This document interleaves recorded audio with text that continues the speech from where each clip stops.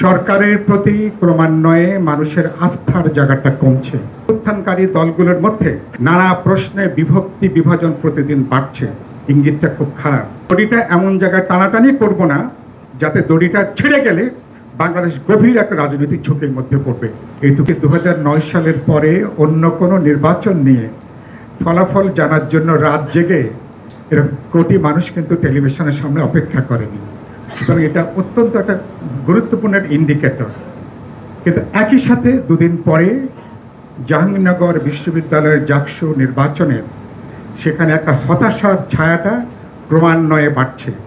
অবিশ্বাস, সন্দেহ, বিভক্তি, বিভাজন, দোষারোপ, পদত্যাগ এবং জাহাঙ্গীরনগর বিশ্ববিদ্যালয়ে একটা অনিশ্চিত সময়ের জন্য একটা অস্থিতিশীলতার দিকে যাত্রা করছে কিনা, এই পথে অন্যান্য বিশ্ববিদ্যালয়গুলো তাদেরকে অনুসরণ করবে কিনা, এটা নিয়েও আমার উদ্বেগ আছে।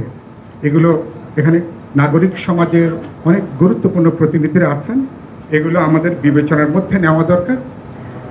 এর একটা বড় কারণ হলো শিক্ষা প্রতিষ্ঠানগুলোকে মনস্তাত্ত্বিক দিক থেকে দখল, বিশেষ করে জাহাঙ্গীরনগরের দখলদারিত্বের একটা যে মনস্তত্ত্ব, সম্ভবত সেখান থেকে বেরিয়ে আসতে পারেনি এবং এটা যদি রেপ্লিকেট করতে থাকে ভবিষ্যতে তাহলে কিন্তু অনেক খারাপ খবর হয়তো আমাদের জন্য অপেক্ষা করলেন।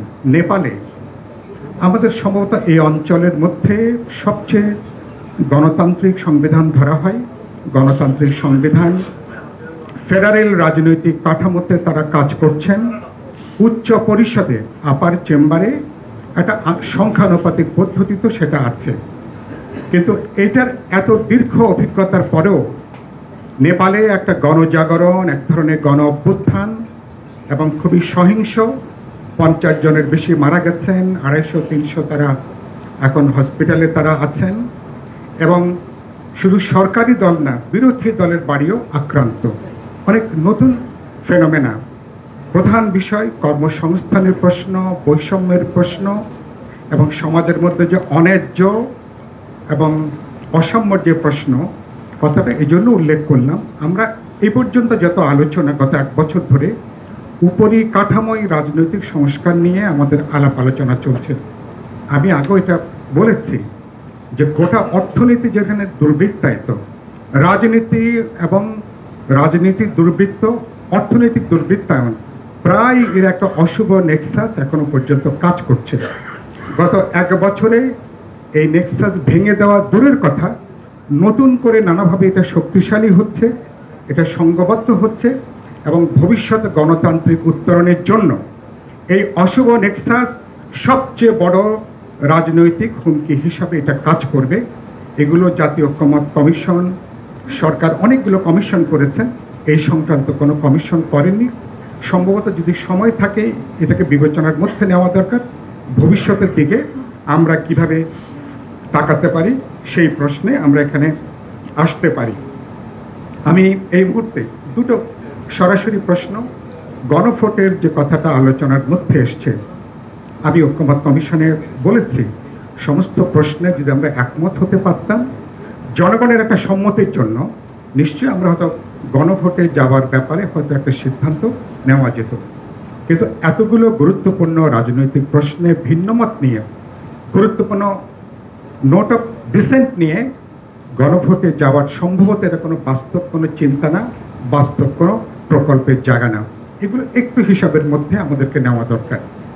অনেকে নতুন করে প্রস্তাব করেছেন, এমন প্রস্তাবও এসছে 106-এ যে রেফারেন্সে সরকার গঠন হয়েছে এবং গত 1 বছরে যেভাবে উত্থাপন করা হয়েছে, পুরো অভ্যুত্থান, সরকার, ঐক্যমত্য কমিশন, গত 1 বছরের যাত্রা, এটাও নাকি অসাংবিধানিক, এটাও নাকি অগণতান্ত্রিক।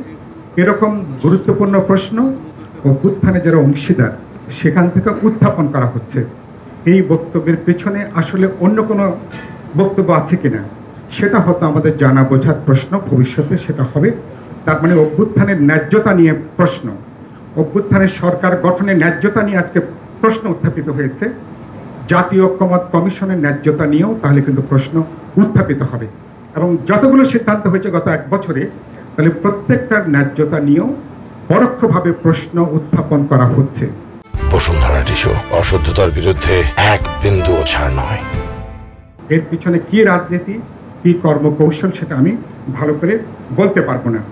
এরপরে আসছে যে আমরা বিশেষ পরিস্থিতিতে আমরা সংবিধান সংক্রান্ত যে সংশোধনীগুলো সেগুলো মিলে কোনো অধ্যাদেশ জারি করা যায় কিনা। অধ্যাদেশটা কে করবেন? সরকার সিদ্ধান্ত নেবে, ঐকমত্য কমিশন থেকে সুপারিশ যাওয়ার পরে রাষ্ট্রপতির মাধ্যমে সংবিধান সংক্রান্ত সাংবিধানিক অধ্যাদেশ জারি হবে। আমি বিপ্লবী ওয়ার্কার্স পার্টি থেকে বলেছি, আমি নিজেও পরশুদিন বলেছি, এটা খুব ভয়ঙ্কর, খুবই বিপজ্জনক একটা চিন্তা, বিপজ্জনক প্রস্তাবনা।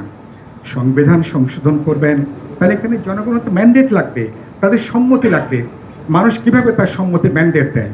একটা পপুলার ইলেকশনের ভিতর দিয়ে মানুষ তার সম্মতি জ্ঞাপন করে, মানুষ তার মতামতটা দেয়। গোটা এই গণতান্ত্রিক প্রক্রিয়াকে এড়িয়ে যে তাকে আপনি প্রকারান্ত অস্বীকার করে রাষ্ট্রপতি যদি এ ধরনের যদি সাংবিধানিক যদি কোনো প্রোক্লামেশন অথবা যদি কোনো অধ্যাদেশ জারি করেন, তাহলে ভবিষ্যতে তাহলে তো আর সংবিধান দরকার হবে না। একটা এক্সট্রাঅর্ডিনারি যে কোনো অবস্থাতে রাষ্ট্রপতি এটাকে নজির হিসাবে নিয়ে ভবিষ্যতে তিনি যে কোনো ক্ষেত্রে ভবিষ্যতের ক্ষেত্রে তিনি সংবিধান সংশোধনের উদ্যোগ গ্রহণ করতে পারেন। এই বিপজ্জনক প্রবণতা থেকে আমাদের বেরিয়ে আসা দরকার। এই চিন্তার ভবিষ্যৎ যে আত্মঘাতী যে একটা তৎপরতা হবে, এটা একটু হিসাব বিবেচনার মধ্যে এগুলোকে নেওয়া দরকার।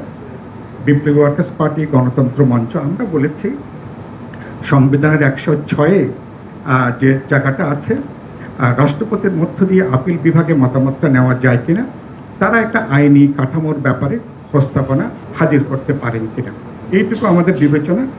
আগামী ফেব্রুয়ারিতে এই মুহূর্তে নির্বাচনে যদি যদি ভণ্ডুল হয়ে যায়, সমস্যাটা কি কি? ইতিমধ্যে অভ্যুত্থানকারী দলগুলোর মধ্যে নানা প্রশ্নে বিভক্তি বিভাজন প্রতিদিন বাড়ছে, ইঙ্গিতটা খুব খারাপ।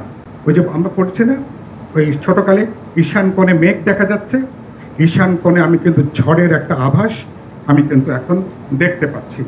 দুই হলো, ইলেকশন যদি স্থগিত হয়, যদি পণ্ড হয়ে যায়, ও এমনকি ফ্যাসিবাদী শক্তি বাদ দেন, অভ্যুত্থানকারী দলগুলোর মধ্যে শক্তিগুলোর মধ্যে ভাগ বিভাজন, হিংসা এটা বাড়বে এবং এটা রাজপথে একটা সহিংস বিরোধ বৈরিতাও এটা পর্যবেসিত হওয়ার ঝুঁকিটা বাড়বে, আশঙ্কাটা বাড়বে।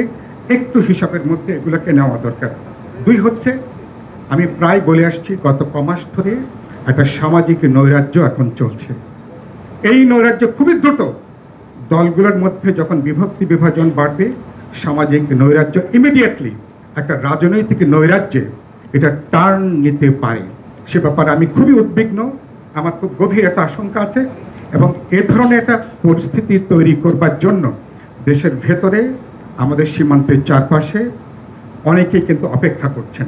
সেই সুযোগ আমরা প্রকারান্তরে করে দেব কিনা, তাদের জন্য জমিন তৈরি করব কিনা, খুব গভীরভাবে এটাকে বিবেচনার মধ্যে নেওয়া দরকার। এ ব্যাপারে শেষ আমার বক্তব্য হচ্ছে, বাংলাদেশ গভীর একটা নিরাপত্তার ঝুঁকির মধ্যে আছে।